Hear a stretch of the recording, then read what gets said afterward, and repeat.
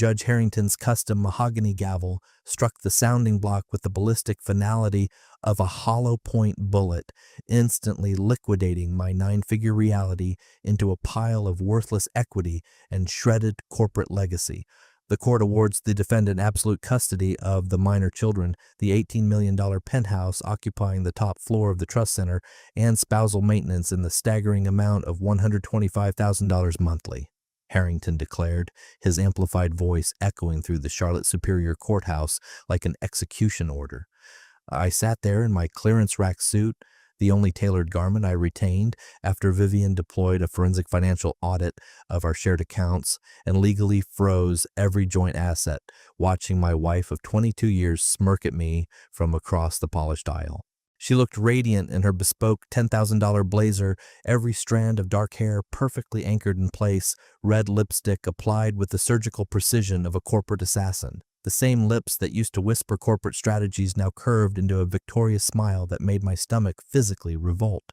"You will die alone and completely liquidated, Grant," she said loud enough for the entire gallery to audit, her voice dripping with high society satisfaction. "Just like your risk profile deserves." My 18-year-old daughter, Harper, glared at me from behind her mother, her eyes filled with the kind of entitled hatred that only quail-hollow teenagers can muster. "You deserve this absolute zero, Dad," she hissed. "Mom showed me the intercepted text chains and everything about what you supposedly did to the firm." What I did, that was a rich PR narrative. What I did was grind 80-hour weeks for 2 decades, building sterling capital from a bootstrap startup into a 9-figure real estate monopoly. What I did was trust my wife to manage the internal accounting and corporate tax loopholes while I was out closing acquisitions in boardrooms across North Carolina. What I did was believe her when she manufactured the data indicating the firm was over-leveraged, that we needed to liquidate our domestic portfolio into offshore trusts to service mezzanine debts that I now realized were entirely fabricated. My 16-year-old son, Cole, caught my eye and delivered the slightest affirmative nod. At least one of my heirs still retained some analytical sense. The kid looked paralyzed, sitting between his mother and sister like a hostage in a hostile corporate boardroom. Vivian's legal counsel, some high-stakes divorce shark from Manhattan in a bespoke suit that cost more than my remaining vehicle, leaned over and whispered something in her ear. She laughed, a sound like clinking crystal champagne flutes at a hostile takeover celebration. "Mr. Sterling," Judge Harrington continued, "you have 30 days to vacate the primary residence and arrange supervised visitation through the court-appointed monitors. This tribunal is adjourned." I stood on unsteady legs, my knees creaking like compromised scaffolding. At 43, I felt functionally obsolete, bankrupt, socially exiled, and entirely isolated in Charlotte, North Carolina, a banking hub where the elite audit your portfolio before they learn your name, and scandal travels faster than high-frequency trading algorithms. As I navigated toward the exit, I intercepted audio of Vivian's mother, Eleanor Kensington, speaking to someone behind me. That woman was pure arsenic in a Chanel suit, the kind of bitter old society queen who had spent her existence perfecting the dark arts of psychological manipulation and marital warfare. "The Kensington women never lose equity, dear," she was instructing Vivian. "I trained you flawlessly. We exploited every prenuptial agreement loophole with absolute precision." Outside the Superior Courthouse, the October wind cut through my jacket like a surgical scalpel. The high-rises dominating uptown Charlotte were already casting long, freezing shadows, and the fiscal winter was approaching rapidly. I climbed into my beat-up vintage Land Rover Defender, the sole depreciating asset Vivian hadn't managed to wrest from my holding company, and sat there for a long moment watching my breath fog up the reinforced windshield. 22 years of high society marriage entirely liquidated. My heirs weaponized against me, my venture capital firm dissolved via a hostile domestic takeover. My penthouse, our penthouse, now legally belonged to the operative who had systematically dismantled my entire reality. I drove through uptown Charlotte, bypassing the sleek banking headquarters that served as the city's monuments to institutional wealth, past the exclusive rooftop lounges that kept the elite financially insulated from the rest of the population. The old money elites had built their sprawling gated estates in Quail Hollow, looking down on the rest of the tax bracket like lords surveying their kingdom. Vivian's penthouse was one of those monuments, an $18 million fortress of imported quartz and floor-to-ceiling smart glass, perched atop the trust center like a diamond-encrusted middle finger pointed at the skyline. I had acquired and customized that property with my own capital and sweat equity, every biometric security feature and marble tile perfectly specified. Now it was her ultimate dividend, her reward for 22 years of patient, calculated corporate espionage. I pulled into the overgrown driveway of the original Sterling family estate, the sprawling brick manor in Eastover where I had grown up and where my father had died 5 years ago. The massive house had been offline since then, slowly depreciating while I lived in maximum leverage in the penthouse. Now it was my only remaining asset. 2 stories of neglected masonry and broken legacy, surrounded by prime acreage that was returning to wilderness. The heavy oak front door was misaligned on its hinges, and I had to apply severe physical force to breach the perimeter. The air smelled of stale cedar, dust, and old money memories. I engaged the breaker switch, and miraculously, the estate's backup grid was still functional, and the custom furniture was covered in white protective sheets like digital ghosts, and every footstep echoed through the cavernous, empty square footage. This was my primary residence now. This was what my elite executive lifestyle had depreciated to. I walked into the massive chef's kitchen and opened the sub-zero refrigeration unit, which was entirely void except for a box of baking soda that had probably been there since the dot-com bubble burst. The custom mahogany cabinets held a few expired rations and a bottle of vintage Macallan that my father had been reserving for a strategic acquisition that never materialized. I cracked the seal on the scotch and poured a massive measure, then sat down at the reclaimed wood dining table where my mother used to host Sunday society summits. The reclaimed wood was scarred and authentic, a stark contrast to the polished quartz island in the penthouse where Vivian hosted her Quail Hollow charity galas. "Here is to your analytical foresight, Dad," I murmured, raising the crystal tumbler to the shadows. "Turns out your risk assessment regarding the Kensington Syndicate was entirely accurate." Arthur Sterling had never approved of Vivian, though he had maintained absolute diplomatic protocol at the country club events. He suffered a fatal cardiac event while I was in Raleigh negotiating a commercial acquisition, alone in this massive house with only the outsourced private nurse on the payroll. By the time I chartered a flight back, Vivian had already executed the elite funeral logistics and attempted to quietly list the estate on the private market. I had legally blocked the transaction and placed the deed in a trust, but I had never moved back in. Too much emotional liability, I had rationalized to myself. Too much depreciated pain. Now I processed the data clearly. Vivian had lobbied for the liquidation for a specific strategic reason. She required the severing of every tie to my family's legacy, to my financial safety nets, to anything that might provide me leverage or capital when she finally executed her hostile takeover. The Macallan burned going down, but it was a premium authentic burn, clean and mathematically honest, unlike the fabricated iCloud backups and doctored wire transfers currently dismantling my existence. I was processing my third pour when my auditory sensors picked up the anomaly, a rhythmic mechanical thumping emanating from somewhere in the oak-paneled architecture, probably structural settling or maybe rodents in the HVAC. But something about the frequency bothered me, like an encrypted password you can't quite recall, but cannot purge from your cache. I tracked the acoustic signature through the grand living room and down the long corridor toward my father's old executive study. The mechanical rhythm amplified as I approached, and I registered that it wasn't coming from the walls at all.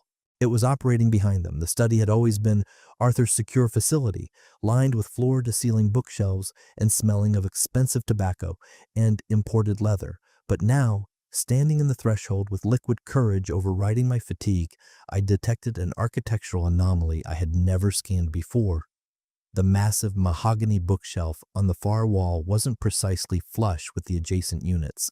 There was a millimeter gap, like an internal locking mechanism had been manually engaged and not reset to factory standard. I placed my tumbler on the desk and advanced to investigate. The shelving unit was immensely heavy, loaded with my father's archives of corporate tax law and historical biographies. But when I applied kinetic pressure to the side panel, it shifted on a concealed track, not a massive rotation, but enough to verify my analytical hypothesis. There was a hidden structural void behind the millwork. It required 20 minutes of physical labor to offload the archives and manually override the track system, but when I achieved the breach, I was staring at a reinforced steel door.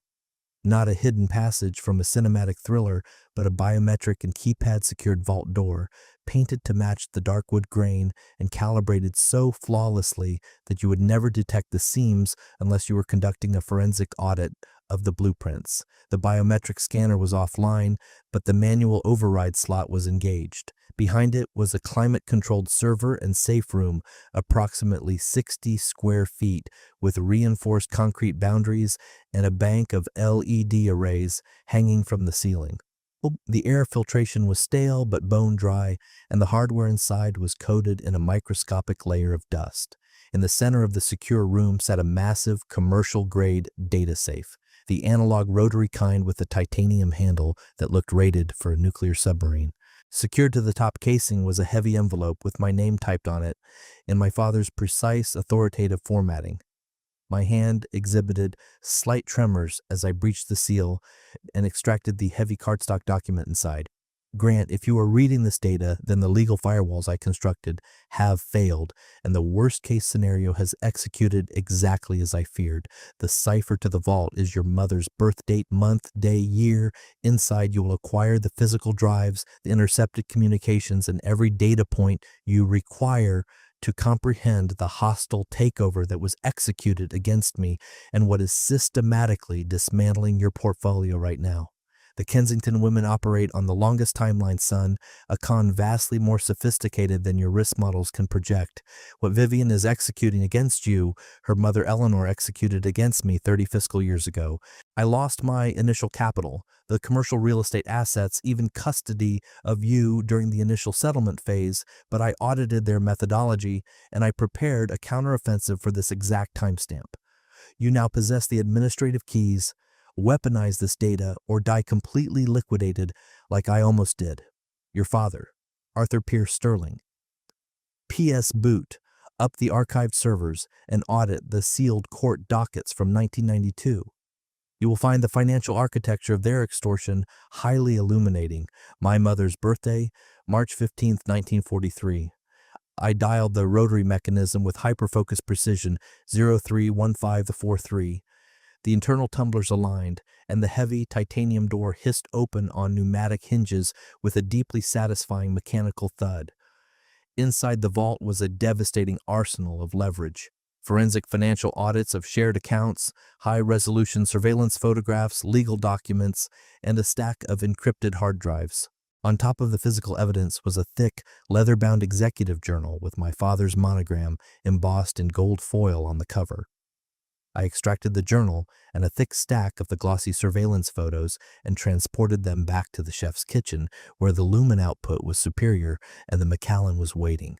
What I decrypted in those meticulously documented pages completely overhauled every data point I thought I knew about my high society family, my elite marriage, and my reality. The initial entry was time-stamped March 3rd, 1992. Eleanor filed the weaponized divorce papers in public today. She is seizing the primary residence, the commercial assets, liquidating everything. Her shark attorney submitted affidavits claiming I was psychologically abusive, that I threatened her physical safety. Entirely fabricated allegations. But in the social circle, who is going to audit the truth? She has cultivated witnesses, board members, and society wives who will testify to any narrative for the right stock tips or social elevation. The judge is heavily compromised and eating out of her hand. I should have modeled this corporate assassination coming. The way her spending velocities changed after Grant was born, the way she started scheduling private lunches with that managing partner from the Raleigh law firm. She has been architecting this asset strip for months, maybe years, but I am not filing for bankruptcy without a brutal counteroffensive. If she wants to initiate scorched earth litigation, I can weaponize the dirt too. I flipped through the heavy pages, my heart rate accelerating against my ribs. Entry after entry documented my father's shadow investigation into Eleanor's shell corporations, her engineered lies, her systematic and legal demolition of their marital empire. But it was the surveillance photographs that truly paralyzed my operating system. Images of Eleanor meeting in secluded coordinates with various powerful executives around Charlotte. The president of the largest regional bank, a highly connected city councilman, even Judge Harrington, who was just an ambitious, morally flexible junior prosecutor back in that era. Intimate, highly compromising surveillance taken with a telephoto lens from what must have been a professional private intelligence operative. My father had funded a massive counter-surveillance operation, but the true psychological payload was in an entry dated 6 months later. I finally mapped out her ultimate long position. It is not just about the immediate liquid capital or the real estate portfolio. She is actively conditioning Vivian to execute this exact same playbook on Grant when he takes over the family holding company. I intercepted a recording of them plotting it like a hostile corporate takeover. The Sterling men are arrogant and emotionally blind, Eleanor instructed her. They fall for the supportive wife facade every single fiscal quarter. Vivian is only 12, but she is already mastering the sociopathy, learning to forge emotions, to manipulate PR narratives, to play the high society victim when it suits her leverage. Eleanor is forging that little girl into a psychological weapon, and she is aiming her crosshairs directly at my heir. I had to abort reading. The massive kitchen was physically rotating, and it wasn't the chemical effect of the scotch. Every calculated maneuver made perfect, sickening sense now. The way Vivian had strategically positioned herself in my trajectory during our undergrad years at Chapel Hill, the way she had pushed so aggressively to merge our finances, to get married without a standard prenup, to have children immediately to secure her equity in my life. It hadn't been an elite romance. It had been a 22-year corporate espionage assignment. I poured another massive measure and re-engaged the text. The entries became more analytical but desperate as my father mapped out the sheer magnitude of the syndicate he was engaging. Eleanor wasn't just orchestrating one lucrative divorce. She was running a generational wealth extraction campaign against the Sterling family and the wider Charlotte elite. But Arthur Pierce Sterling had been vastly more ruthless than she calculated in her risk models. He had funded forensic accountants, built an ironclad blackmail portfolio, and prepared for absolute war. And then, according to the final pages of the journal, he had brokered a shadow settlement. I have the data to utterly destroy her. I have enough intercepted communications and financial irregularities to trigger federal RICO charges and burn her social standing to ash, but that public detonation would catch Grant in the blast radius. And Vivian. They are just children being utilized as pawns in this sociopathic chess match. So I am going to execute an alternative strategy. I will sign the papers. I will hand Eleanor the immediate victory, the skewed divorce settlement, the capital, everything, but I am archiving the master files. And if she ever deploys Vivian against Grant the way she deployed this network against me, I will launch a posthumous strike. I am going to bury this server and the hard evidence in the vault room I'm constructing. Someday, when Grant is pushed to the edge, he will discover it. And when he does, he will possess the absolute leverage to liquidate this syndicate once and for all. The final entry was time-stamped just a week prior to my father's fatal cardiac event.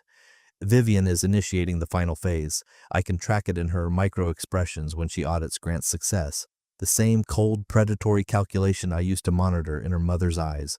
She has been waiting for Sterling Capital to hit maximum valuation, waiting for the optimal fiscal quarter to strike.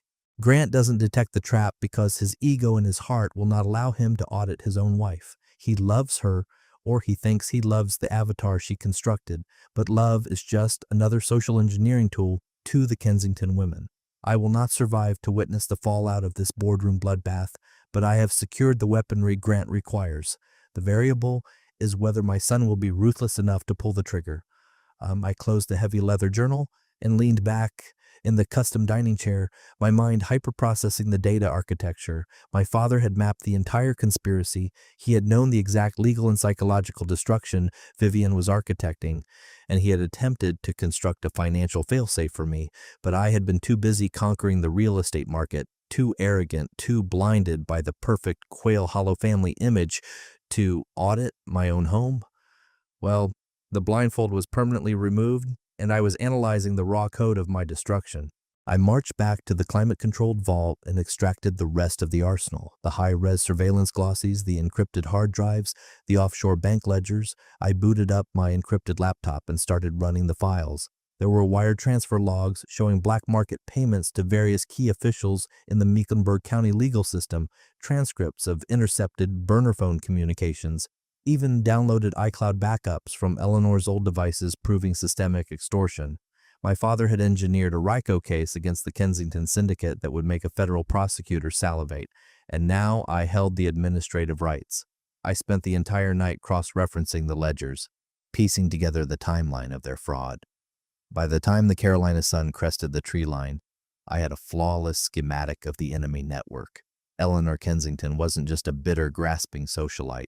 She was a white-collar criminal mastermind who had been running high-asset extraction cons through the Charlotte elite for over 30 years, and Vivian was her apex predator masterpiece. But here is the inherent flaw with high society masterpieces. They shatter perfectly when hit with a forensic sledgehammer. I poured myself one last splash of Macallan and raised the crystal to the humming vault room where Arthur had engineered his ultimate countermeasure. "Message received, Dad," I stated, my voice cold and steady. "Time to initiate the hostile takeover."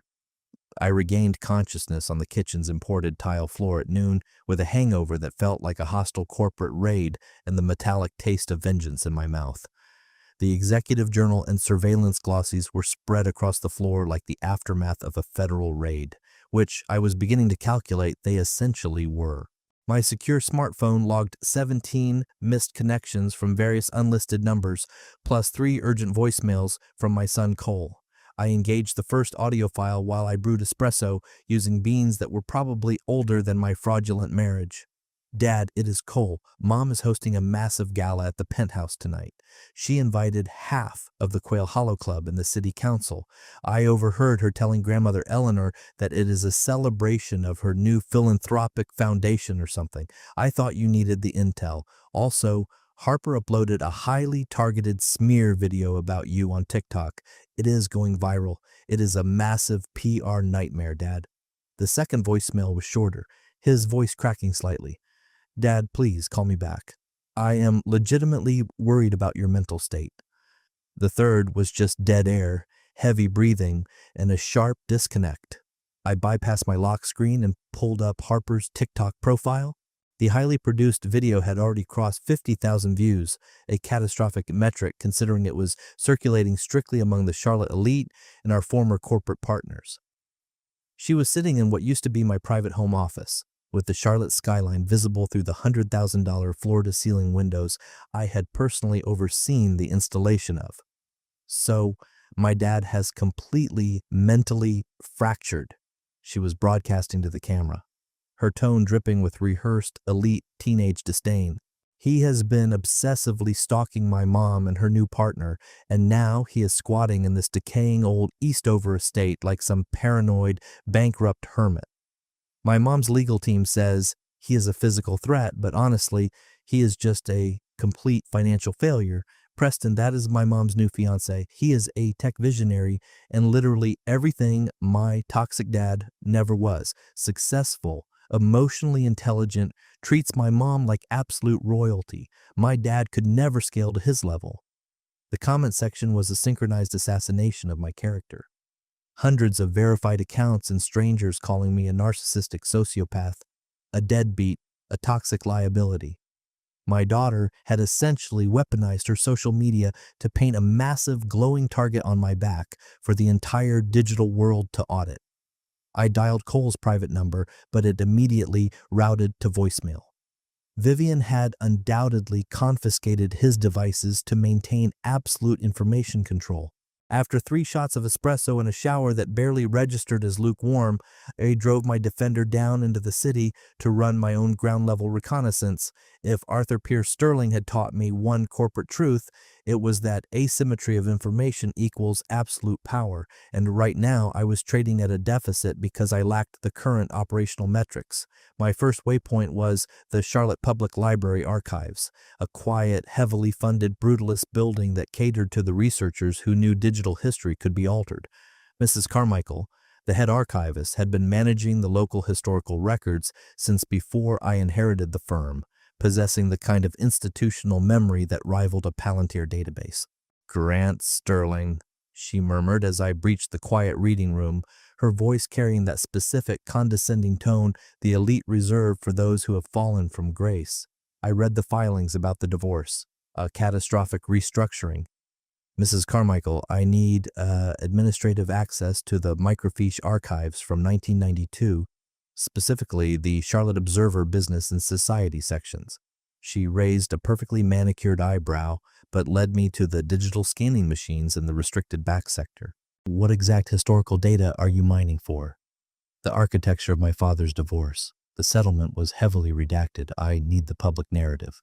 Ah, she nodded, a glimmer of old gossip lighting her eyes. That was the scandal of the fiscal year. Your stepmother, Eleanor, she executed a flawless PR campaign. She had half the board of directors convinced your father was an unstable, violent tyrant. She loaded the digital cartridges and instructed me on the search parameters to navigate the fiscal quarters. It required less than 5 minutes of Boolean searching to locate the hit pieces. The front page society headline in the Charlotte Observer from March 15th, 1992, read, "Prominent real estate tycoon accused of domestic misconduct in high-stakes split." The article was a masterpiece of character assassination.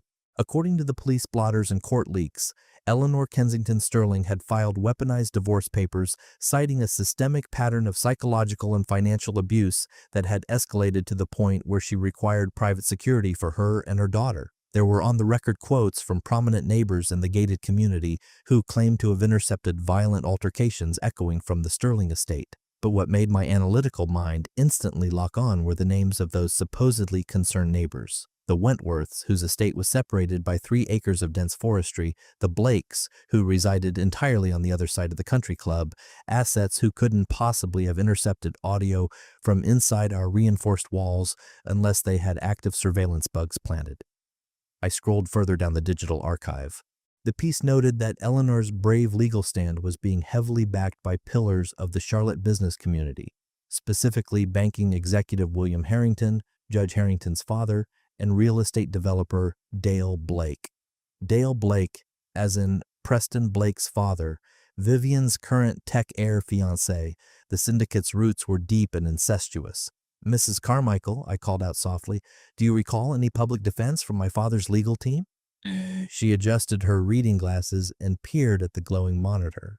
Arthur was a formidable, brilliant man, Grant, analytical, ruthless in the boardroom, but never a domestic monster. But Eleanor, she possessed an entirely different skill set. She was a master of social engineering, highly persuasive, especially when manipulating the powerful men on the various charity boards. Manipulating them how? Financially? She scanned the aisle to ensure the reading room was sterile, then leaned in, lowering her voice to a conspiratorial whisper. "Your father requested a private meeting with me a month before the final settlement was signed. He was pulling the exact same historical property records you are processing right now. He told me he had compiled a dossier on Eleanor that would liquidate the entire social registry, as he phrased it. But then the counteroffensive just vanished. He signed the absolute surrender, transferred the assets, vacated the primary residence, and never leaked a single document to the press. Why do you assess he aborted the strike? I always hypothesized she acquired a kill switch on him, some form of catastrophic leverage. But seeing you sitting in this exact chair running the exact same data," she shook her head slowly. "Perhaps Arthur was just positioning his assets for a much longer war." I spent the ensuing 2 hours downloading and printing every society column, property transfer, and court docket from that fiscal year. The algorithm of their scam was glaringly obvious once you possessed the decryption key. Eleanor had systematically shorted my father's public stock while heavily investing in her own victim narrative. Embedding herself as a pillar of the Charlotte philanthropic scene, she had secured seats on the board of every charity, every country club committee, every PAC that influenced zoning laws in Mecklenburg County. And she had leveraged her highly targeted attention to compromise the executives who controlled those institutions. By the time I disconnected from the library server, I had compiled a master target list and a crystal clear schematic of the syndicate I was hunting. But I could not launch an offensive base solely on 30-year-old microfiche. I required real-time, actionable intelligence. That is when I pulled the file on Hayes Covington. Hayes was a high-end private intelligence contractor who had established a discreet firm in Charlotte 5 years ago after being forced into early retirement from the FBI's Financial Crimes Unit.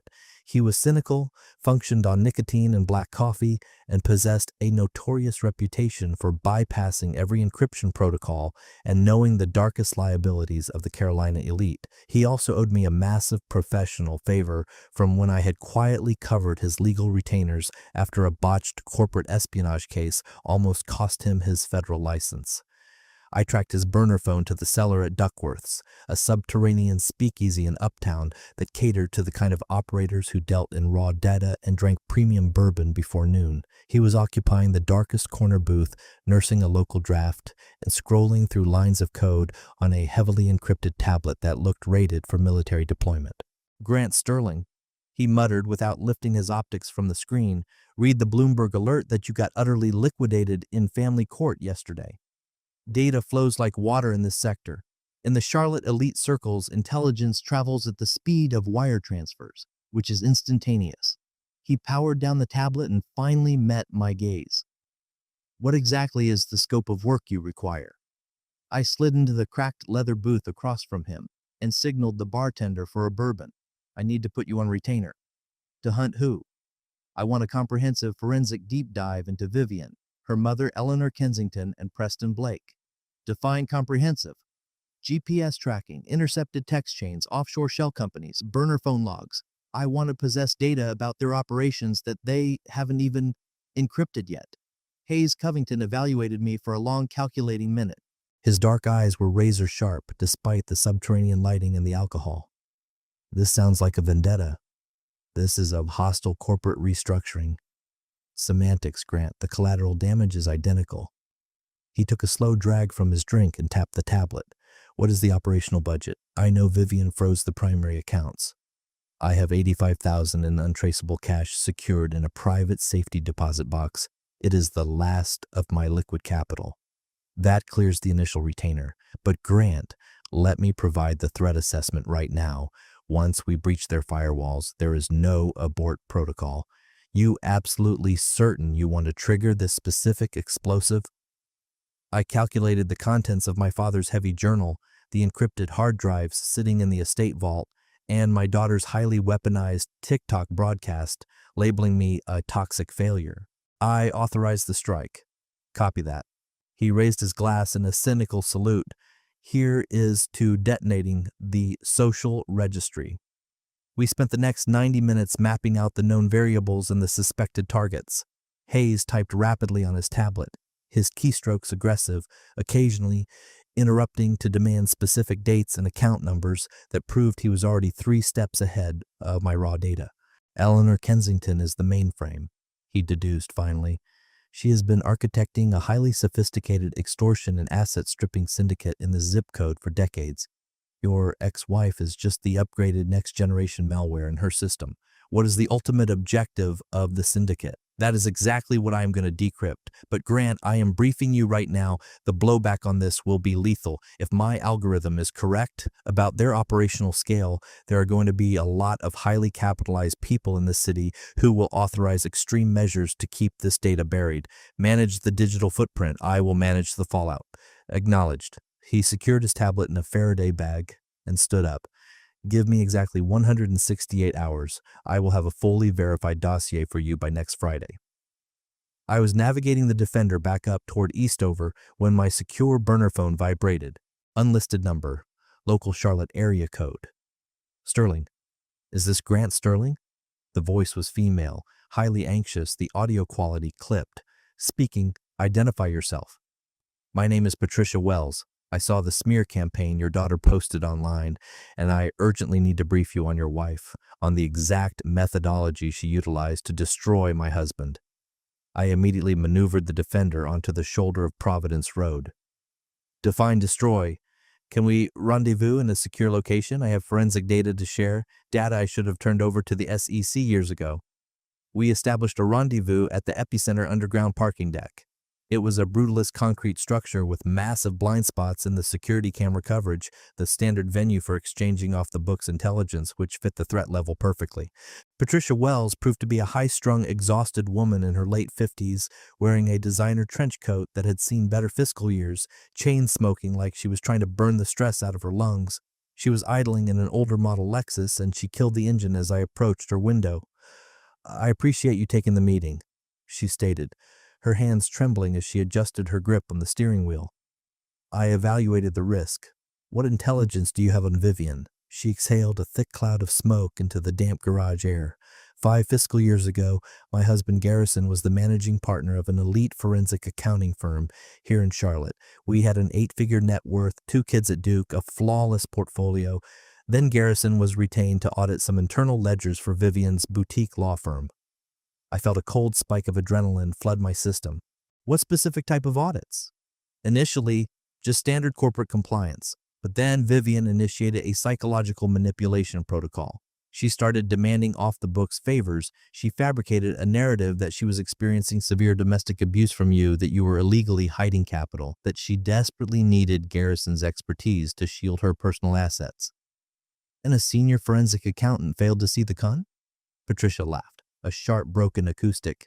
Oh, she bypassed all his logical firewalls. Within 6 months, she had compromised him entirely.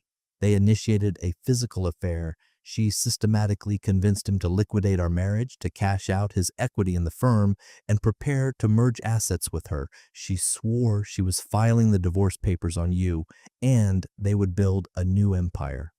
What was the actual endgame? Absolute financial and professional annihilation. Methodical, ruthless, like it was a standard operating procedure for her. Phase 1, she manipulated him into transferring massive amounts of capital from his firm's escrow accounts into her offshore LLCs for temporary asset protection, she claimed. Phase 2, she anonymously submitted a dossier to the SEC and the state licensing board detailing his financial fraud. Phase 3, she severed all contact and explicitly threatened to file catastrophic sexual harassment and assault lawsuits if he didn't silently absorb the criminal charges. I stared at her, analyzing the sheer sociopathy of the execution. Where is Garrison currently? Deceased. He committed suicide 3 years ago. He left a typed confession taking sole responsibility for the embezzled capital and apologizing for ruining our family's legacy. She dropped her cigarette onto the concrete and crushed it with her heel. But I analyzed the metadata. I know the timeline. Your ex-wife murdered my husband's reputation and drove him to pull the trigger just as effectively as if she had hired a kinetic contractor. We remained in the dark garage for another 20 minutes. Patricia had maintained a highly organized, encrypted drive containing everything that had transpired, including the intercepted text chains, the blackmail emails, and the wire transfer logs between Garrison and Vivian's shell companies. She had refused to approach the authorities because, as she accurately assessed, what prosecutor would take the case? Vivian is a highly connected legal shark, and I am just the bankrupt, bitter widow of a disgraced embezzler. But she had maintained the digital paper trail in cold storage, calculating that the right asset might eventually emerge to deploy it. "Why hand this ammunition to me now?" I inquired, securing the drive in my jacket. "Because I analyzed the algorithm of that TikTok video and I recognized the exact PR playbook. This is Vivian's core programming, Mr. Sterling. She isolates high net worth targets, extracts their capital, annihilates their credibility, and pivots to the next host. Garrison wasn't her first casualty, and unless you execute a kill switch, you will not be her last." She handed me a thick, sealed manila envelope containing physical hard copies of the ledgers. The unredacted files are all in there. Bank routing numbers, explicit emails, surveillance photos. Weaponize this data however you see fit, but do not let that syndicate survive another fiscal quarter. I drove back into Eastover with the encrypted drive and the envelope secured on the passenger seat, my mind running complex threat models. Patricia Wells's intelligence corroborated everything my analytical instincts had screamed, everything my father had meticulously documented in the vault. But it expanded the operational map exponentially. If Vivian had executed this exact asset strip on other elite executives, Who else was in the blast radius? How many corporate titans had she bankrupted in her ascent? And crucially, what was my exact strategy for absolute retaliation? Back at the Sterling estate, I converted the massive dining table into a war room, spreading Patricia's forensic ledgers alongside my father's decrypted hard drives and journal entries. The operational pattern was a flawless mathematical sequence. Vivian would isolate high-value targets, socially engineer their trust, bypass their legal firewalls, and then initiate a systematic liquidation of their assets while controlling the public relations narrative as the traumatized victim. She had executed it flawlessly on Garrison Wells. Eleanor had beta tested the exact framework on my father, and now the algorithm had recessed me. But there was one catastrophic variable in their current equation. Unlike their previous high society targets, I possessed the administrator access to their entire history, and thanks to Arthur Pierce Sterling's paranoid brilliance, I had the exact legal and digital weaponry to execute a fatal counterattack. I booted up my encrypted workstation and opened a secure spreadsheet. Names, routing numbers, dates, shell companies, political connections. If Hayes Covington's hypothesis was accurate, and this was an entrenched RICO enterprise, there had to be a massive trail of liquidated executives, other power players who had been socially and financially erased by the Kensington women over the years. It was time to audit the entire registry. By 0300 hours, I had mapped out a 6-page flowchart of interlinked LLCs and corrupted officials. My vision was blurring and the caffeine had lost its efficacy, but my mind was operating at a lethal frequency I hadn't accessed since I founded the firm. For the first time since this hostile takeover commenced, I held the strategic high ground. Vivian operated under the assumption she had won absolute victory. She calculated she had neutralized me entirely, leaving me socially bankrupt, isolated in a decaying manner, stripped of my corporate identity. She was about to discover a catastrophic flaw in her risk assessment model. You do not initiate a scorched earth campaign against a man who built a 9-figure empire and expect him to quietly accept liquidation, not when that operator has zero liability left to protect and absolute vengeance to execute. The Kensington women excelled at the long con, but they had never initiated a proxy war against an adversary possessing 30 years of unredacted, weaponized data. The hostile takeover was officially active. Hayes Covington's encrypted number flashed on my screen at exactly 600 hours, which indicated he had either been running decryption protocols all night or was operating purely on adrenaline and spite. Knowing Hayes, it was a volatile combination of both. Rendezvous at Not Just Coffee in South End in 20 minutes, he barked without a standard greeting, and secure a corner table. The artisanal espresso there is the only chemical keeping my synapses firing. I located him at a discreet table in the back of the industrial chic cafe, looking like he had just survived a 3-day interrogation sequence. His dark jacket was rumpled, and the bags under his optics were prominent, which, given his relentless operational tempo, was his baseline appearance. "You look like collateral damage," I noted, sliding a double-shot Americano across the reclaimed wood table. "I am functioning barely, but I breached the mainframes." He unlocked his battered tablet and bypassed 3 layers of biometric security. Vivian and Eleanor aren't just running high-end divorce extortion. They are the board of directors for a localized organized crime syndicate. Break down the corporate structure.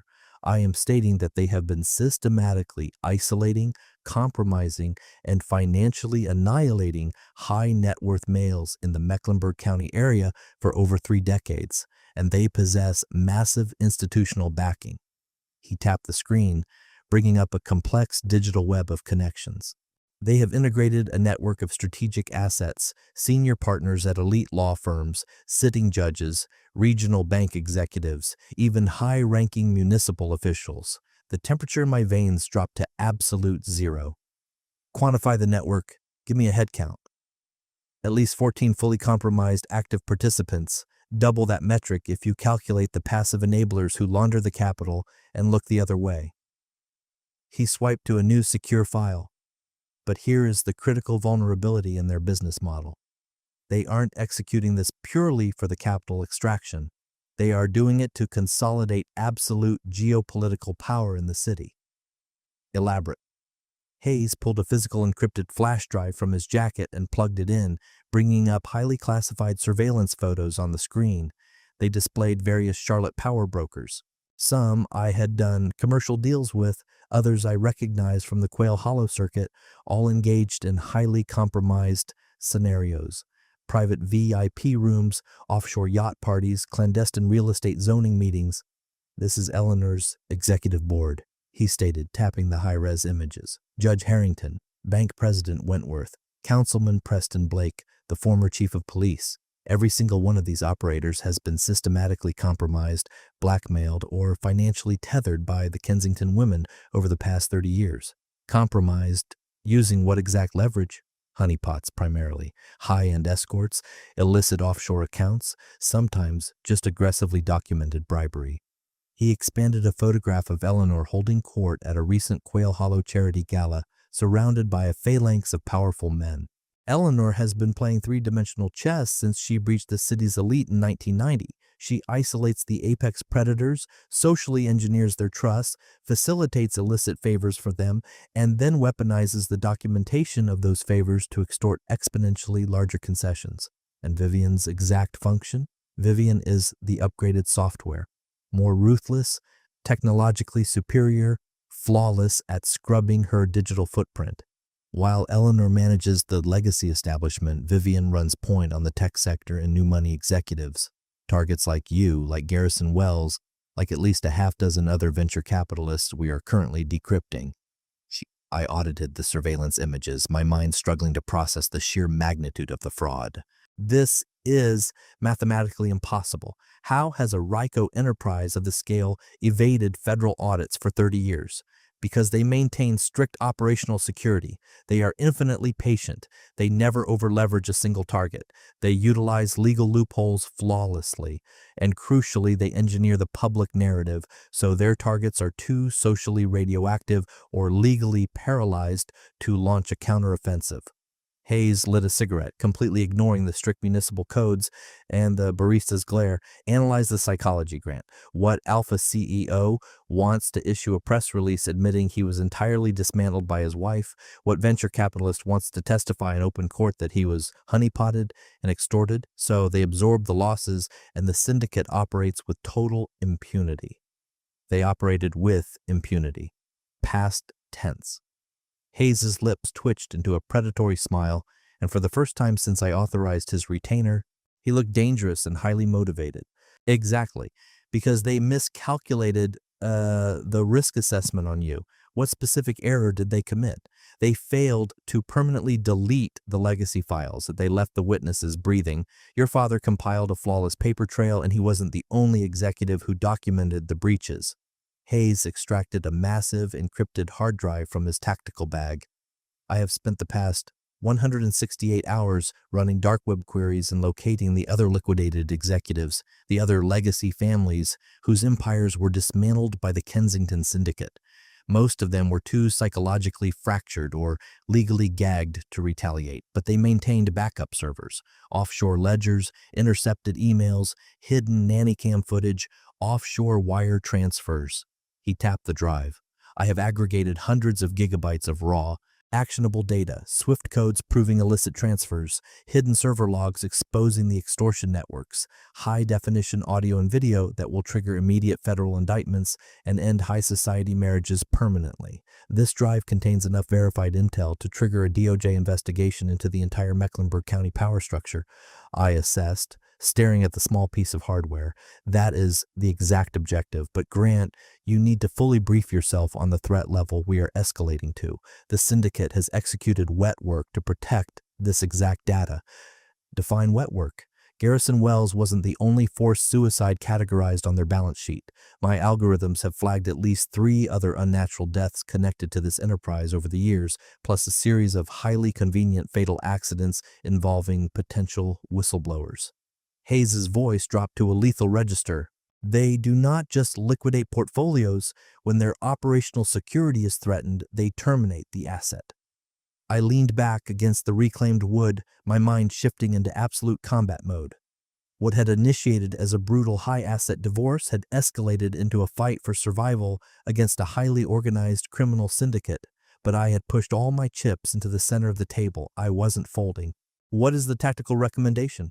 We launch a synchronized, massive data dump. We bypass the local authorities entirely. We transmit the unredacted files simultaneously to the FBI, the SEC, the DOJ, and the top-tier investigative journalists at the Wall Street Journal and Bloomberg. We make the data packet too radioactive and too public to be suppressed.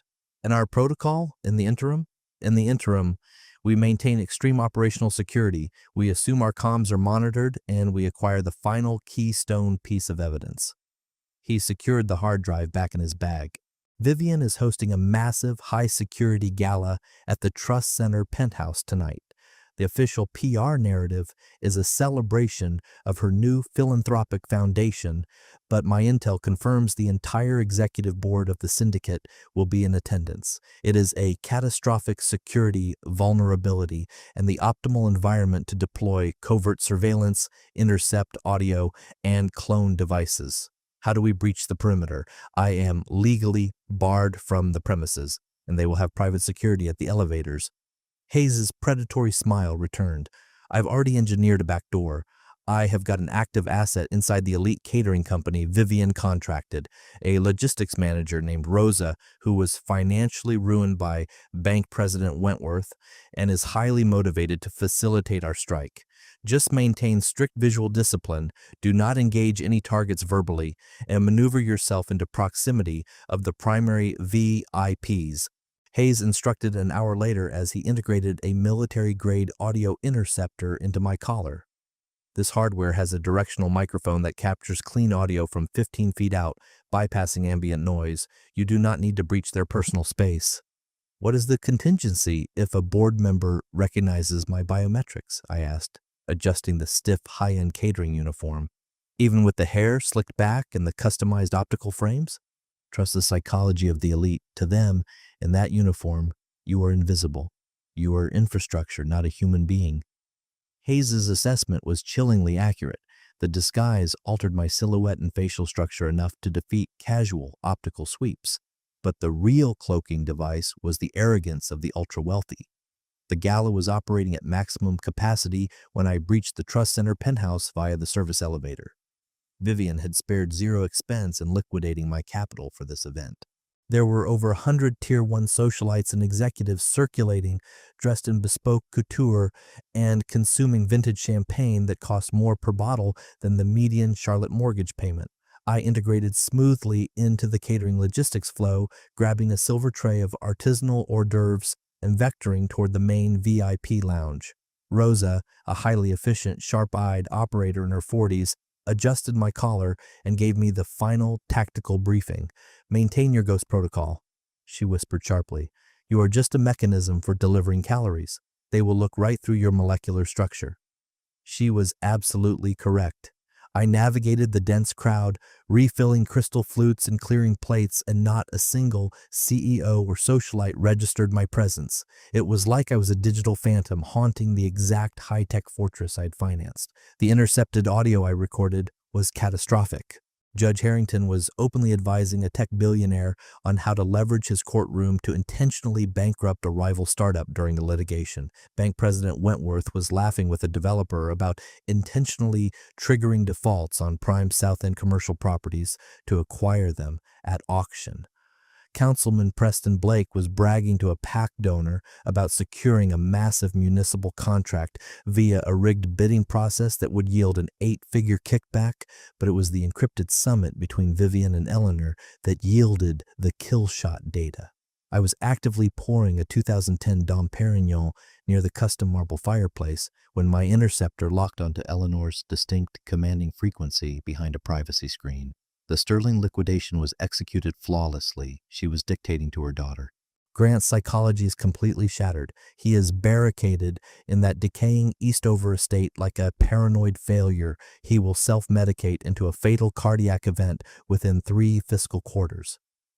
I almost register a fraction of pity for him, Vivian countered, her vocal tone entirely devoid of human empathy, calculating the PR optics.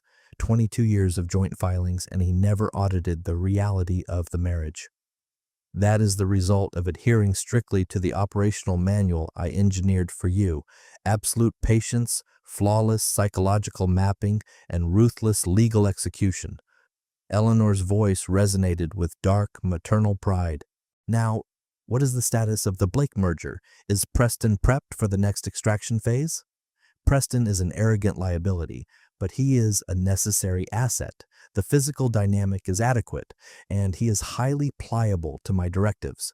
Furthermore, his father's municipal zoning influence is the critical keystone for our upcoming commercial real estate acquisitions. Excellent. And the status of the Sterling heirs? Harper is a fully indoctrinated asset. She views Grant as a toxic failure and has imprinted on Preston as her new apex provider. Cole requires more psychological recalibration. He maintains a residual loyalty to his father's brand, but he will align once Grant is completely erased from the local registry. I clamped my jaw so hard I thought the bone would fracture, gripping the heavy champagne bottle to stop my hands from shaking. They were casually auditing my children as if they were depreciating corporate assets, pawns to be manipulated and socially engineered for their strategic advantage. "What is the protocol for the Sterling estate?" Eleanor inquired. "Is there a probability Grant will attempt to liquidate the land?" "Negligible. It is his sole remaining anchor to his legacy, and he is fatally sentimental. However, if he attempts to list the property, we will deploy our network to block any zoning approvals and guarantee no developer in Mecklenburg County issues a bid. Eventually, his capital will bleed out, he will default on the property taxes, and we will acquire the deed via a shell company for pennies on the dollar. Flawless strategy. That acreage has been locked in the Sterling Trust for 4 generations. It will be immensely satisfying to finally annex it permanently." I initiated a slow, tactical retreat before my rage overrode my discipline, and I used the vintage Dom Perignon bottle as a blunt force weapon against Eleanor's skull.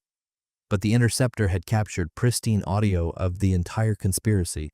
They weren't just satisfied with bankrupting me. They intended to scorch the earth and salt the fields of my family's legacy. Over the next 2 hours, the directional mic logged gigabytes of federal crimes. Judge Harrington detailing his bribe matrix, Bank President Wentworth confirming the architecture of his loan fraud, Councilman Preston Blake explicitly laying out the kickback routing. But the apex predator of evidence was captured just before midnight, when my mic locked onto Vivian having a highly discreet conversation with a private security contractor I recognized from a local black ops firm. The Garrison Wells extraction was messy. Vivian was lecturing him in a hushed, lethal tone, but strategically necessary. Garrison's psychology was fracturing. He was preparing to breach his NDA and transmit his ledgers to the SEC. We could not tolerate that liability. Regardless, staging a forced suicide leaves forensic anomalies, the contractor pushed back defensively. It invites unwanted federal audits. Not when the scene is staged to our exact specifications. Garrison left a verified typed confession, assuming absolute legal and moral liability for the corporate embezzlement. As far as the Charlotte Mecklenburg police and the media are concerned, he terminated himself out of catastrophic social shame. And his wife, Patricia, she is a neutralized threat, bankrupt, socially exiled, zero institutional credibility. Even if she attempted to leak her theories, who in the zip code would publish them? I froze, my pulse hammering against the hidden microphone wire. They were casually auditing Garrison Wells' murder as a minor public relations hurdle, an HR termination executed with a firearm instead of a severance package. An engineered homicide classified as suicide to protect the syndicate's stock price. I successfully executed the exfiltration protocol, slipping out the service elevator with the catering crew without triggering a single security alert. Hayes Covington was idling in his armored SUV in a gritty underground parking deck off Trade Street, chain-smoking and looking like he had aged a decade during the operation. "Status report?" he demanded the second I sealed the heavy door. I detached the interceptor unit and handed him the encrypted drive. "We acquired the master keys, all of them. Premeditated homicide, RICO conspiracy, wire fraud, municipal bribery. It is all digitized in pristine high-definition audio." He slotted the drive into his secure laptop and ran a playback of the key timestamps. His cynical, hardened features grew progressively darker as the sheer magnitude of the felonies washed over the speakers. Jesus Christ, Grant, this scales massively beyond local corruption. We aren't dealing with high society grifters. This is a fully weaponized cartel operating in bespoke suits. What is the launch sequence? We duplicate the master drive. We initiate secure encrypted transmissions to every federal agency and top-tier investigative journalists simultaneously. FBI Charlotte Field Office, SEC Enforcement Division, DOJ Public Integrity Section, The Wall Street Journal, The New York Times, ProPublica. We detonate this so widely and loudly that not even their billions can buy enough firewalls to contain it. He looked at me, his eyes dead serious in the glow of the laptop screen. But the second I hit send, we cross the Rubicon. This syndicate will deploy extreme kinetic measures to neutralize the source. Let them initiate the strike. I've been playing defense for 22 years. I'm authorizing the offensive. Copy that. He engaged the SUV's transmission. Let's go liquidate their empire. We commandeered my secure server room at the estate for the remainder of the night, generating encrypted clones of the massive data cache and configuring the automated distribution nodes. By 0600 hours, the digital missiles were loaded in the silos. Confirm launch authorization? Hayes asked, his finger hovering over the execute command. I processed the image of my father, suffering a fatal coronary alone in this massive house, while Vivian calculated her hostile takeover. I processed Garrison Wells, psychologically tortured and murdered by a woman who viewed his life as a minor accounting error.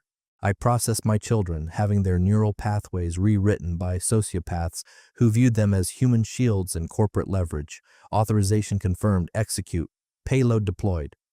We bypassed standard ISP protocols and routed the digital packets through an array of offshore VPNs, flooding the inboxes of 15 federal task forces and 24 elite media outlets. By noon, the data would breach the public firewalls. The Kensington Syndicate's 30-year monopoly on Mecklenburg County corruption was entering its final fiscal quarter, but as the sun rose over Eastover, I couldn't override the tactical reality that we had just declared asymmetrical warfare against apex predators who specialized in lethal corporate espionage. The preliminary skirmish was over, the actual bloodbath was imminent. The initial incoming transmission hit my burner phone at 0730 hours, 3 days after we deployed the data packets. The caller ID was blocked, but the voice belonged to Agent Reed Montgomery from the FBI's Charlotte Field Office, and he sounded like he had been analyzing forensic ledgers on a pure adrenaline drip for 72 straight hours. Yeah, Mr. Sterling, you are required to report to a secure briefing facility immediately. Have your general counsel present. I'm operating without legal counsel. Vivian froze the retainer accounts. Then secure one immediately. This is a Tier 1 federal crisis. I rendezvoused with Agent Montgomery at the federal building, a monolithic, heavily fortified structure of concrete and glass that projected absolute governmental authority. He was a highly intense analytical operator in his late 30s, wearing a tailored suit and exuding the hyper-focused energy of a man who hunted white-collar predators for sport. Mr. Sterling, the encrypted dossier you transmitted has triggered a catastrophic multi-agency federal raid protocol, he stated, projecting a series of highly classified organizational charts onto the secure conference room monitors. We are assembling task forces for massive RICO violations, systemic wire fraud, SEC violations, municipal extortion, and a series of premeditated homicides. Homicides, plural. We have secured the warrants to exhume Garrison Wells's remains. If the forensic pathology detects the chemical markers my analysts suspect, we will upgrade the entire syndicate structure to a capital murder conspiracy. He leaned across the heavy oak table, his gaze locking onto mine. But I need to brief you on the immediate threat matrix. The targets you have illuminated possess massive geopolitical capital and unlimited dark funds. They are going to execute a scorched earth defense, and that explicitly includes authorizing a kinetic strike to neutralize you before the grand jury convenes. They already liquidated my entire corporate and social existence. What assets do they have left to target? They can terminate your life, Mr. Sterling. That metric registered immediately. Are you verifying active chatter that they intend to assassinate me? I am verifying that 3 other high net worth executives who accumulated similar ledgers against the syndicate are currently residing in mausoleums, and their autopsies were entirely fabricated by compromised medical examiners. His expression was absolute granite. The Bureau can authorize full witness protection, but you will have to immediately surrender your identity, your assets, and vanish into the federal grid. What is the protocol for my children? That is the tactical complication. Your ex-wife currently holds total legal custody, and she will not voluntarily release those assets.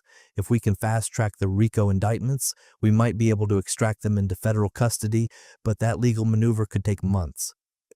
I ran a rapid threat assessment, factoring in Cole, isolated in that $18 million fortress with sociopaths who viewed him purely as leverage. I factored in Harper, weaponized against me, but still carrying my DNA. I declined the federal extraction, I stated with absolute finality. This syndicate murdered my father, they murdered Garrison Wells, and they orchestrated my complete financial and social annihilation, but I am still operational, and I am holding this ground. Agent Montgomery analyzed my biometric responses for a long, heavy moment. Understood, but you operate strictly within my parameters. You do not take any unnecessary risks, you do not engage any targets directly, and you transmit a proof of life ping to my secure server every 12 hours. Do you acknowledge the protocol? Protocol acknowledge. I navigated the Defender back to uptown Charlotte that afternoon to find the city's elite infrastructure in absolute meltdown. Satellite broadcast trucks were barricading the federal courthouse. Financial journalists were ambushing executives outside their high-rises, and the corporate back channels were panicking at a frequency that rivaled the 2008 market crash. The data breach had simultaneously detonated on Bloomberg, the Wall Street Journal, and a dozen high-traffic investigative substacks. Massive extortion syndicate decapitates Carolina banking elite, screamed the digital headline on the WSJ terminal. CNBC was branding it the Queen City Conspiracy. Even the international markets had priced in the shockwaves. But the localized ground zero reaction was what I needed to audit. I breached Fahrenheit Charlotte, the premier rooftop lounge, to run a sentiment analysis, finding the airspace packed with the operational fixers, the lawyers, and the journalists I had navigated around for decades, all speaking in hushed, panicked tones. My firm always flagged irregularities with Eleanor Kensington's offshore trusts. A senior partner was whispering frantically to a damage control PR rep. Judge Harrington has been issuing compromised rulings on commercial real estate for a decade, muttered a rival developer by the bar.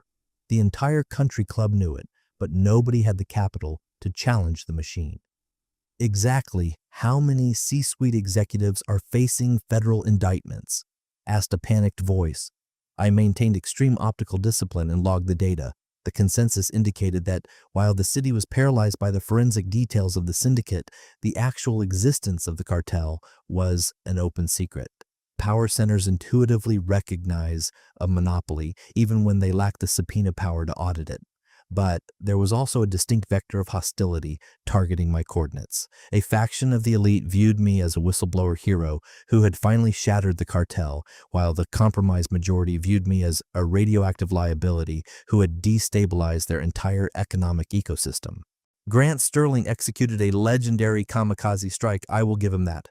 I intercepted a hedge fund manager saying, Grant Sterling is a dead man walking. The cartel will erase his DNA by midnight, his associate countered. Statistically, both assessments were highly accurate. I was initiating my exfiltration from the lounge when my encrypted burner vibrated, blocked caller ID, but the voice print was unmistakable. Sterling. It was Vivian, and her frequency had shifted. The calculated high society polish was gone. She sounded absolute zero, a cornered apex predator. What are your terms? I dictate a face-to-face summit tonight at the Sterling estate. You will arrive alone. My threat model advises against that. It was not a negotiation. Her voice dropped to a lethal whisper. If you do not breach the estate gates by 2100 hours, your son Cole is going to suffer a catastrophic, fatal accident. Do you comprehend the physics of that? The connection was severed. I sat in the armored cabin of the Defender for a long minute, my heart rate spiking to combat levels. They had bypassed all legal leverage and moved directly to threatening my heir, my 16-year-old son, who had zero culpability in this corporate warfare. I initiated an emergency ping to Agent Montgomery, but it routed directly to the secure voicemail. I deployed a signal to Hayes Covington, but the transmission failed to connect. I was completely off the grid. At 20:30 hours, I breached the perimeter of the Sterling estate. I had run the tactical calculations on acquiring a firearm, but I was a venture capitalist, not a Tier 1 operator, and if the engagement escalated to a kinetic firefight against trained cartel security, my probability of survival was negligible. Instead, I deployed a vastly superior weapon, a hidden, wide-angle 4K lens wired directly to a decentralized, encrypted live streaming server on an untraceable device. If the Kensington Syndicate was going to execute my assassination, I was going to ensure the entire digital world audited the footage in real time. Vivian had already breached the perimeter and was occupying the head of the massive reclaimed wood dining table, the exact location where I had decrypted my father's master files days earlier. She had stripped away the designer camouflage. She looked completely feral, the sociopathic core exposed to the air.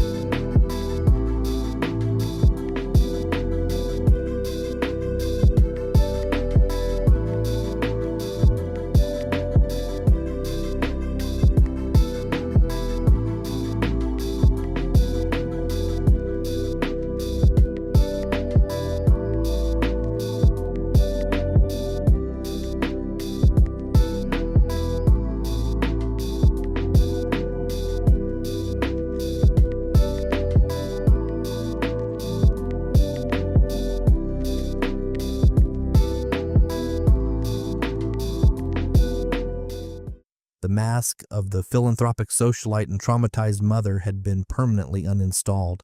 Good evening, Grant. You have executed a highly disruptive quarter. Provide visual confirmation on Cole. He's secured temporarily. She smiled, a terrifying mechanical stretching of her lips. I am forced to log an admission, Grant. I severely miscalculated your baseline intelligence. My algorithms projected you would self-medicate into oblivion and quietly accept liquidation, identical to the vast majority of our extracted assets. Most of your extracted assets? Precisely. We have processed a massive volume of targets over the fiscal decades. Your profile was not unique, Grant. Just another highly leveraged mark, another arrogant venture capitalist whose ego provided the perfect backdoor into his bank accounts until the trap snapped shut. I took the seat exactly opposite her, verifying my hidden optics had a flawless, unobstructed view of the entire room. Since I am facing liquidation, brief me on the corporate history, the entire architecture of the syndicate, the methodology, the exact headcount of the executives you have erased. She emitted a sharp, cold acoustic. Why would I voluntarily provide you a verbal confession? Because your psychological profile demands it. Because your narcissistic vanity requires me to comprehend exactly how flawlessly you engineered my destruction. That metric hit the target. Vanity was Vivian's primary critical vulnerability, and I was leveraging my life on the calculation that it still was. Your analysis is accurate. I demand the recognition. Do you want the exact timestamp I initiated your corporate assassination? I was 12 years old. Eleanor granted me high-level clearance to your father's shadow negotiations, not the heavily redacted public filings, but the actual extortion summit executed in Judge Harrington's private chambers. I monitored Arthur Pierce Sterling's psychological collapse as he surrendered his entire empire rather than endure a public PR annihilation. I hard-coded a directive that day. I am going to execute the exact same hostile takeover against his heir. So this entire 22-year merger was architected purely for vengeance? Vengeance was a line item, but the primary driver was capital acquisition. The Sterling Trust possessed premium commercial zoning, liquid assets, and high-level political access. You were a highly useful target. She leaned forward, her eyes entirely devoid of humanity, but there was a personal ROI. I needed to verify I'd surpassed Eleanor's operational capabilities, that I could execute the algorithm at a vastly superior level. And the Garrison Wells termination? Was that strictly a business expenditure too? Her facial micro-expressions darkened. Garrison was a catastrophic variable. He developed authentic emotional attachment to me, genuine psychological dependency, and that rendered him a massive liability. When a target forms that level of emotional leverage, their logic centers fail, and they will detonate their own lives to protect you, including breaching his NDA and turning state's evidence to shield me from federal prosecution. So you executed an assassination. I liquidated a catastrophic liability. Garrison was on the verge of bankrupting the entire enterprise, not just my division, but the massive network of institutional capital that relied on our syndicate's stability. Executive leadership requires ruthless restructuring. And the other casualties? How many ruthless restructurings have you authorized to protect the stock price? A sufficient volume. She stood up and paced toward the massive bay windows, surveying the dark expanse of the Eastover estate. The bitter irony, Grant? During the initial phases of our merger, I actually registered a positive baseline response to you. You were highly driven, earnest, scalable. If the operational directives had been altered, we could have maintained a highly lucrative, authentic partnership.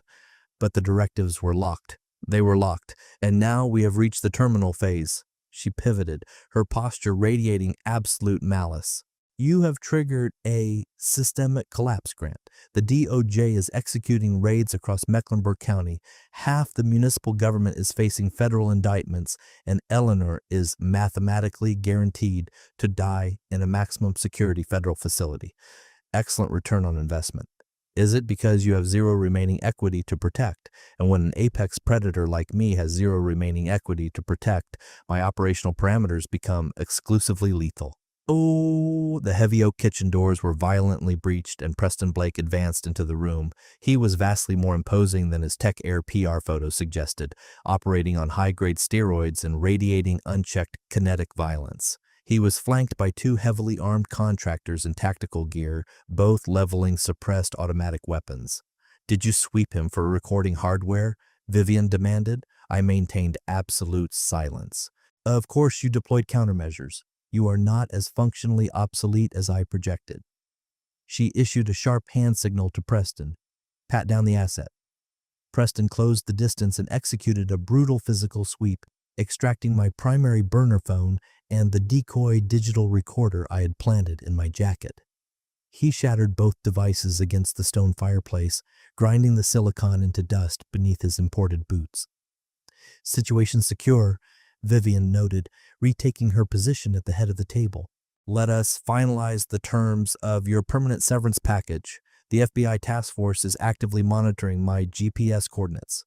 Negative, they are not. Agent Montgomery is currently wheels up to Washington to brief the DOJ director. Your intelligence contractor Hayes Covington is currently incapacitated in a medically induced coma after a highly unfortunate hit-and-run collision outside his safe house. Your coordinates are entirely dark, Grant. There is zero federal cavalry en route to extract you. Preston racked the slide on his suppressed firearm. Do you want me to execute the termination immediately, or are we authorized to extract some physical pain first? We will extract maximum pain, Vivian dictated, but first I want his neural pathways to fully process the exact magnitude of his failure. For the ensuing 20 minutes, she provided a highly detailed, unredacted debrief of their entire operational architecture. The scale was staggering. It wasn't isolated to Charlotte. It infected 3 major Carolina metropolitan hubs. Dozens of liquidated executives, hundreds of millions in embezzled assets routed through offshore LLCs.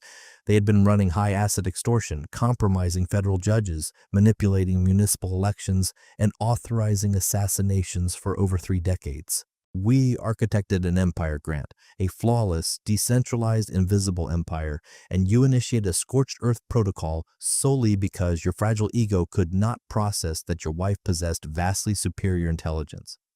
I initiated the protocol because your empire was built on a foundation of sociopathy and murder.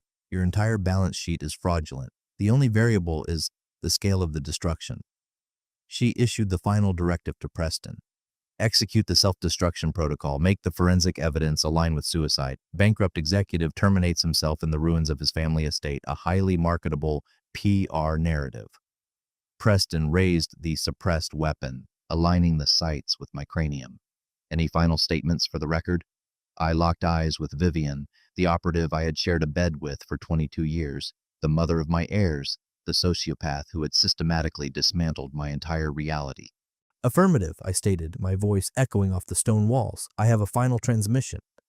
I extracted the secondary micro-encrypted device I had physically embedded in the lining of my tactical boot, elevating it so the camera lens had a panoramic view of the execution squad. The decentralized streaming protocol was fully engaged, and the live viewer metric had already crossed 3,000 unique IP addresses. Acknowledge the camera, everyone. You are currently broadcasting live on an unkillable global network. The instantaneous biometric shock that paralyzed Vivian's features was worth every second of the psychological torture I had endured. Preston panicked, rapidly scanning the room for the primary lens, his weapon tracking erratically. The entire unredacted audio of this summit has been transmitted, I continued, my voice cold and dominant. Your detailed confessions, your assassination directives, the entire architectural breakdown of your syndicate. By this exact timestamp, the global financial markets and every federal agency possess the raw data. Vivian lunged across the heavy table to intercept the device, but my reaction time was vastly superior. I hurled the hardware through the massive bay window, the reinforced glass shattering as the phone vanished into the dark brush, maintaining its live uplink. "You complete sociopathic bastard!" she shrieked, her elite facade shattering entirely. "Do you possess any mathematical concept of the catastrophe you have triggered? I have executed the absolute liquidation of your firm." Preston elevated his weapon to finalize the kill, but before his finger could engage the trigger, the entire perimeter of the Eastover estate was flooded with blinding tactical strobes. The deafening sound of armored vehicles breaching the gates echoed, and Agent Montgomery's voice boomed over a military-grade LRAD system. "FBI hostage rescue team. The perimeter is fully secured. Drop all weapons and exit the structure immediately." Vivian stared at me, her eyes radiating pure, concentrated malice. "This litigation is not concluded. The verdict is absolutely final." The subsequent 60 seconds were pure tactical chaos. Federal operators breached every entry point of the estate, neutralizing the armed contractors and securing the high-value targets in flex cuffs. I was escorted to a mobile command center, undergoing a rapid biometric assessment for trauma while Agent Montgomery secured my debriefing. The decentralized livestream was a highly effective tactical variable, he noted, his eyes scanning the chaotic scene. Exceptional operational theater. Did the task force secure the entire executive board? We secured every primary target. Vivian, Eleanor Kensington, Preston Blake, the kinetic contractors, plus approximately 15 Tier 1 co-conspirators based on the encrypted ledgers you transmitted. This is officially the most massive RICO decapitation in North Carolina history. What is the status of my heirs? They are secured. We extracted them from the Trust Center penthouse prior to the raid. Cole is requesting an immediate rendezvous.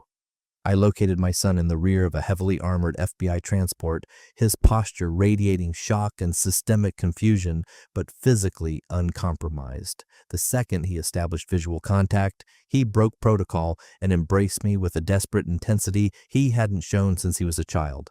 "Dad, I am so sorry. I audited the anomalies in the house, but I lacked the operational data to intervene." "You carry zero liability in this, Cole. None of this corporate warfare was your fault." What is the projected forecast now? I surveyed the perimeter of the estate, watching a squad of federal agents load Vivian into a secure transport vehicle. She twisted in the restraints and locked eyes with me one final time, her facial structure rigid with absolute fury and total defeat. Now we initiate the rebuilding phase, I stated. We reacquire the assets and we architect the foundation flawlessly this time. What is the projection for Harper?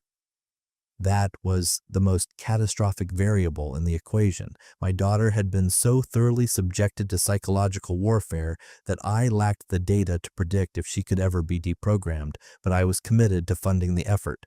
We will run the recovery protocols one fiscal quarter at a time. Agent Montgomery approached our vector. Mr. Sterling, you are mandated to provide extensive testimony during the federal tribunals, multiple synchronized RICO trials projected to span several fiscal years. I will provide whatever data is required. There is an addendum to the threat matrix. Our forensic pathologists secured the evidence that your father's cardiac event was an engineered homicide.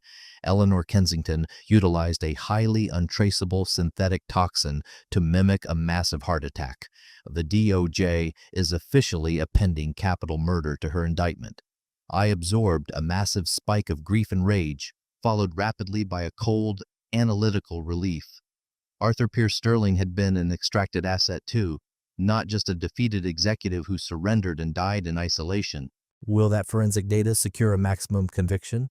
It guarantees Eleanor Kensington will spend the remainder of her biological life in a federal supermax.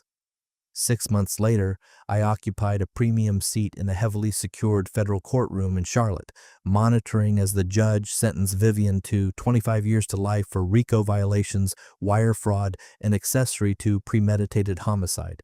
She maintained extreme optical discipline during the sentencing, never breaking her gaze, projecting nothing but absolute, freezing contempt. Eleanor Kensington received consecutive life sentences without the possibility of parole for the engineered homicides of my father and Garrison Wells. Judge Harrington was sentenced to 15 years in federal lockup for judicial extortion. Bank President Wentworth received 12 years for systemic financial fraud. Preston Blake was issued a 10-year sentence for armed conspiracy and attempted assassination. The indictments dominated the global financial news cycle.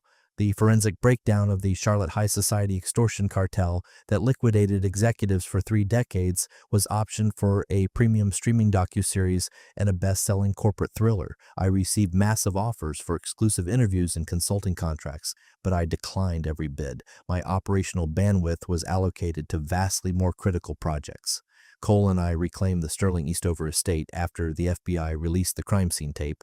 We initiated a massive structural renovation, father and son executing the logistics side by side to rebuild a legacy that had been subjected to a hostile takeover for entirely too long.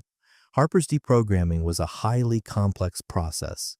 She spent 6 months in an elite inpatient psychiatric facility, painstakingly decrypting the reality that her entire psychological framework regarding her mother and our family was a fabricated narrative. She is currently residing at the estate with us, but the internal dynamics are still highly volatile, the psychological damage still rendering. Trauma requires immense bandwidth to process. I successfully launched a new private equity firm specializing in the aggressive acquisition and rehabilitation of distressed commercial properties. The profit margins are exceptional. It is statistically proven that there is a massive market demand for an operator who understands how to reconstruct assets that have been intentionally demolished. Hayes Covington fully recovered from the kinetic strike, eliminated his chemical dependencies, and reinstated his intelligence firm. He is currently operating as a highly paid independent contractor for the DOJ, executing forensic audits on similar extortion cartels operating in elite zip codes across the nation. The data confirms the Kensington Syndicate was not a localized anomaly. Similar sociopathic networks are running hostile takeovers in high net worth communities across the grid. Patricia Wells attended the final sentencing tribunal. She issued a formal statement of gratitude, Acknowledging that I had provided her husband's termination with legal justice, ensuring his unredacted ledger was finally submitted to the public record. She utilized her remaining capital to establish a highly funded advocacy network for the families of white-collar extortion victims, providing tactical and legal support to executives attempting to survive extraction by apex predators like Vivian and Eleanor. As for my current operational status, I am systematically adapting to the psychological shrapnel. There are still nights I jolt awake with my heart rate redlining, processing the sheer magnitude of the rage regarding 2 decades of fabricated reality, the sociopathic manipulation, the calculated liquidation of everything I assessed as authentic. But the majority of the fiscal quarters, I process an emotion I haven't registered since my firm's initial public offering: absolute weaponized optimism. The Kensington women calculated they could play God with the geopolitical landscape of North Carolina, that they could liquidate families and corporate empires purely for their own profit margins and sociopathic entertainment. They calculated they possessed absolute immunity, operating entirely above the regulatory grid, too highly capitalized to ever face an audit. Their risk assessment models were catastrophically flawed. Occasionally, the ethical operators execute the hostile takeover. Occasionally, the federal firewalls hold. Occasionally, the elite who calculate they are completely insulated from consequence discover that the DOJ indictments apply to everyone. And occasionally, the absolute kill shot belongs to the CEO they calculated they had already erased. The sound of their sociopathic empire collapsing is the most lucrative return on investment a man could ever witness.